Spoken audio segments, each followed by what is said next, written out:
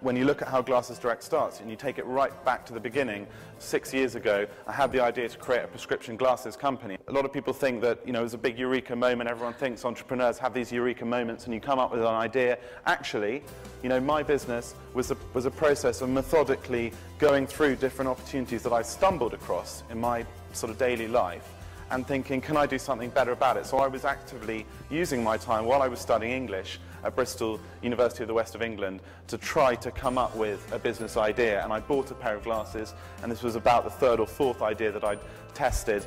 The thing that I learned is that, you know, you shouldn't try and expect to move into Canary Wharf straight away. I think there's a saying that goes, start small, grow big, start big, go bust. And I think that's absolutely right. I think you've got to build the smallest, low-risk model that you possibly can, try out the business. If it works in a cottage capacity, cottage business kind of way, then you've got a good idea that if you roll it out into a big business in the future, it might also work as well.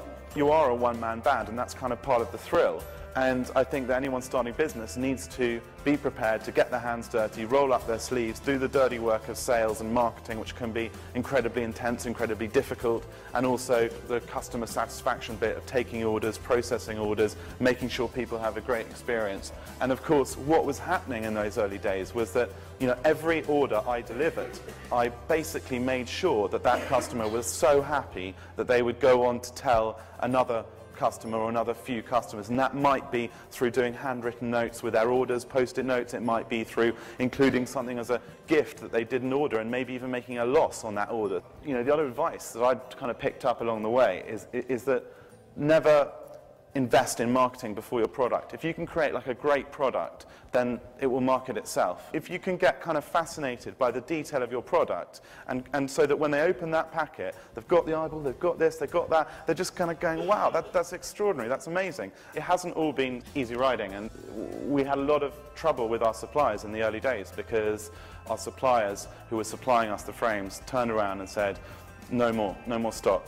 And the reason for that is because the big high street names were putting pressure on them not to do business with us. We still got a lot of challenges, things like how do we internationalize the business, a lot of competition, how do we balance, you know, our profitability versus the growth of the actual business, the growing need for customers for designer product on the web, how do we recruit the best people, how do we manage the economics of the business in a way that, you know, produces some great profits for our shareholders, how do we manage partnerships and approaches we're getting from third-party business and strategic alliances and that sort of thing.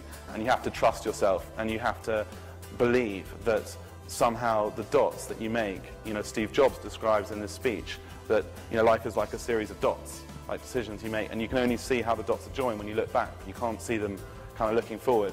And I think, especially at university, where it might not be clear what you want to do, especially if you're kind of entrepreneurially minded, you just have to kind of trust your inner judgment, and you have to trust your self-belief, and you just have to follow your curiosity and your instinct.